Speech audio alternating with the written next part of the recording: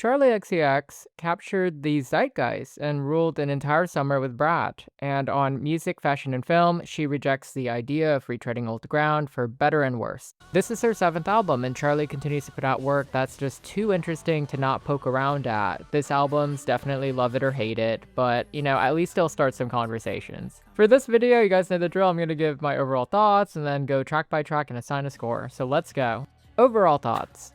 I usually do a recap, but for those of you who have been following me so far, I've done 3 single reviews, all with the context behind this record, but long story short, here's what you need to know. Charli XCX is not doing Brat again. She has entered this phase in her life where she's exploring film, hence the inclusion of it in the title and the track Camera, as well as the sole feature coming from a legendary film director, David Cronenberg. This record feels less like an album and more of a creative temper tantrum / raw diary entry that I am starting to lean more positive towards.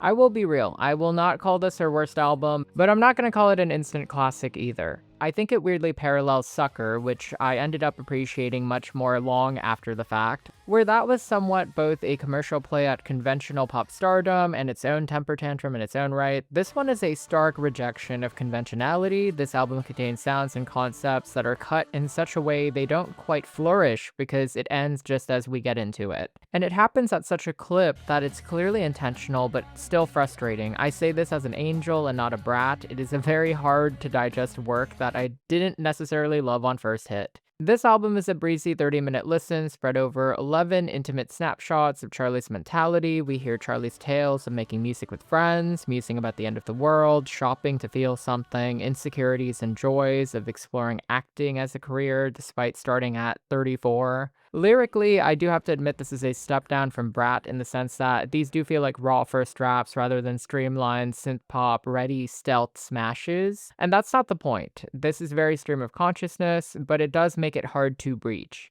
The unheard cuts touch on very deep fears. 2007 sounds buoyant, and then you read the lyrics about her starting her career at 2007 nearly 20 years ago and how that's messed with her. I'm Afraid is one that really grew on me on a lyrical level. It speaks to her engagement to George and how she's built her image up fame-wise and how that could kind of destroy that quiet love. Persona, my personal favorite, besides Camera, is this grungy tug-of-war about different identities, her film and music self warring over dominion. Some say that might be a diss track, and Charli has said a few friends have said they thought it's about them. It's very much the sympathy of the knife of the record in some ways. I have to preface this review saying I'm a sucker for the aughts, 2000s pop rock sound, and she pulls from a very wide bench. Magic, Metal Montana is reheating the Strokes nachos. Wink Wink owes its structure to the teenagers. I never thought I'd ever name-check the Ting Tings as a reference, but at times I was reminded of their indie sleaze as a sound and conceptually almost. Songs with element of crossover that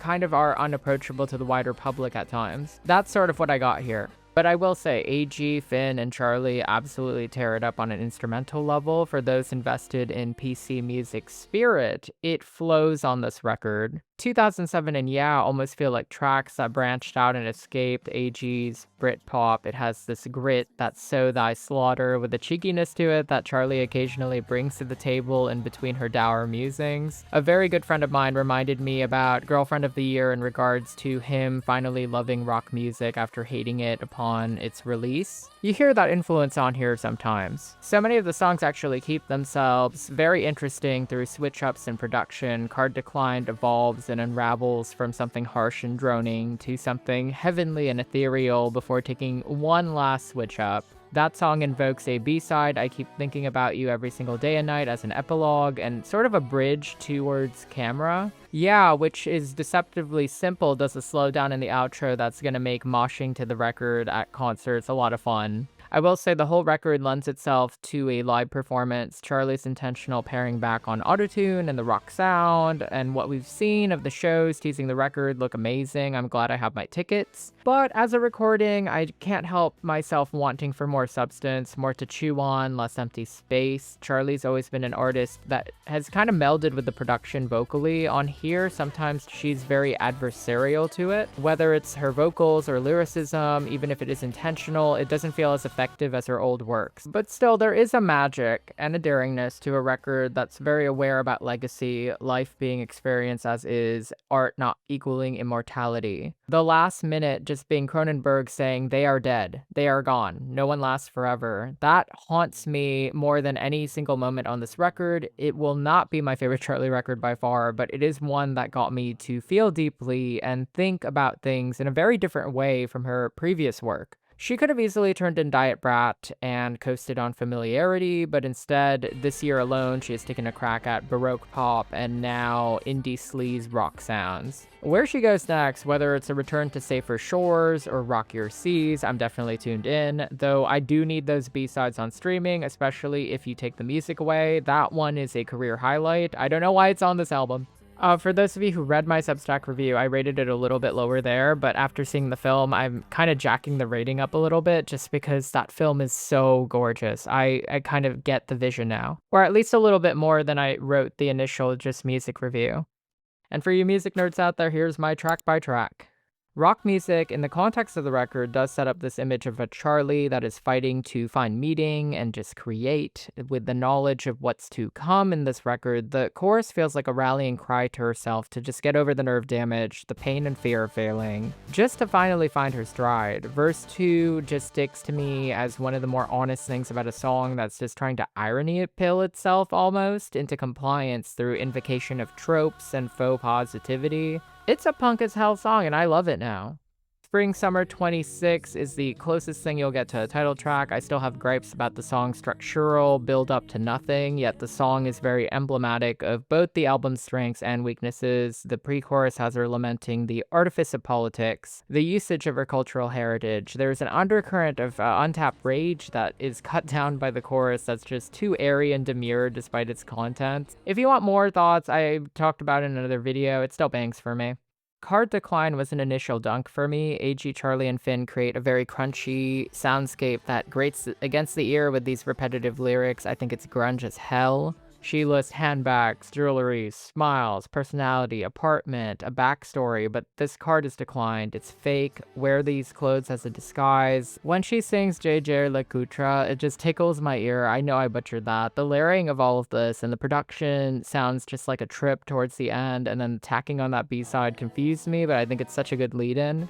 Camera is the only song on here that feels remotely commercial. It's got this complete feeling to it, though I do think it needed an additional chorus at the very end. That would have been nice. I found it to be rather introspective. It spills into Charli's mind as she dares to fail and be ugly in front of the camera. I adore the lines about feeling fucking stupid for trying to be a girl on the screen at 34. It's just so specific to her, yet the idea of uprooting a life, that's something that we all have to do eventually, especially today. Let's be real, ladies. The chorus cuts to the heart of the thrill I imagine all actors and artists feel when they work on their medium. There's a warmth to it that is oddly absent throughout the record that makes this really stand out. The outro in particular is my favorite part. The double entendre of fucking shoot me just cracks me up, but the rawness of admitting that she needs this, that she needs to feel like someone else and leave herself behind, I think that's just so universal.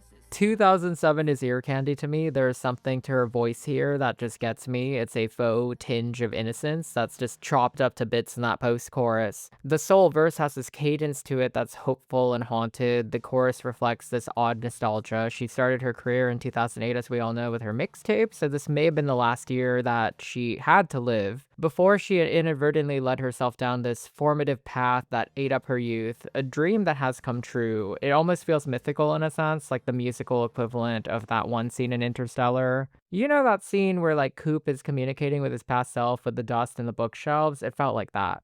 I'm Afraid was initially a weaker track to me. There's something about the droning and haunting production that was more Wuthering Heights than rock music to me, but then I realized that it was meant to be thoughts repeating and infecting the mind in the chorus. The first verse touches on her joy but fears regarding marriage. She calls herself out for insecurities, and then there's some personal stuff in there that might be about her own parents that ties this to Apple thematically. The chorus has this cadence to it, contrast about who she is, a wife, a child, a bitch, drunk, afraid. The ring and taking it becomes this challenge and a promise to break some cycles, and verse 2 sees her using art as a way to clear herself of this bile and grow out of it.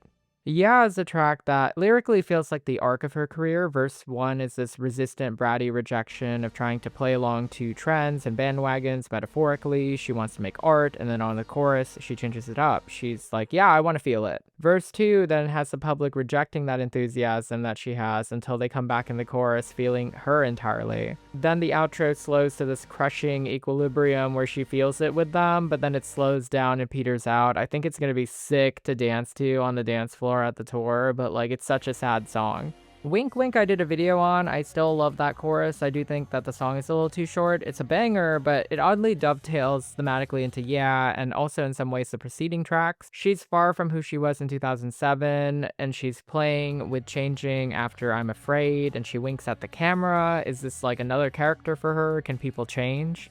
Persona is the one that I just could not stop looping. It has a very cinematic vibe where there's a real narrative flow to the song that I think is absent on most of the other tracks. A friend of mine actually told me that they think that this song is about Maddie Healy, and I still prescribe to this idea that there's a vagueness to the song being more about this persona being herself. It feels spiritually in dialogue with Enemy from How I'm Feeling Now, like it's about oneself and the performance and confronting that performance of themselves. You know, I see you when you see me feels like the smoking gun to that theory, but that chorus, it just scratches my ears. I love the song. I think this is the one I am saving.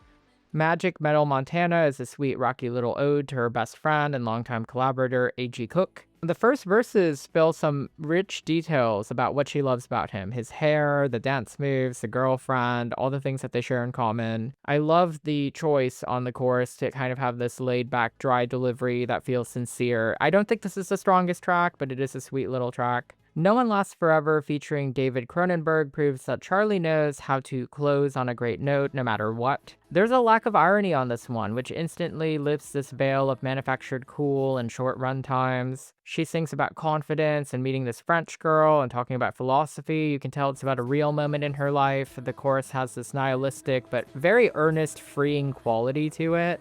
Verse 2 speaks to her reputation, and then she realizes there's comfort in that nothing lasts forever. Verse 3 underscores this ego death, which I think is the arc of the record before the song wraps up with a chilling interlude. David Cronenberg talks about this near-death experience. And in that, you know, he talks about art and he praises it and how some view it as a gateway to immortality, but then he says it's fantastic that even though this art has lasted thousands of years, that the artists themselves behind that art died and was able to move on, that oblivion is freedom as we are wrapped in this bleak, dark void where he's repeating those last sentiments. It's very death of the author, but also freedom of the soul. And, you know, as someone who does creative works on the side that you guys don't know about, I just felt so seen in that moment. Charli is an artist at the end of the day. So yeah, I did like this album quite a bit. Is it album of the year material? Maybe to some, but not to me, unfortunately.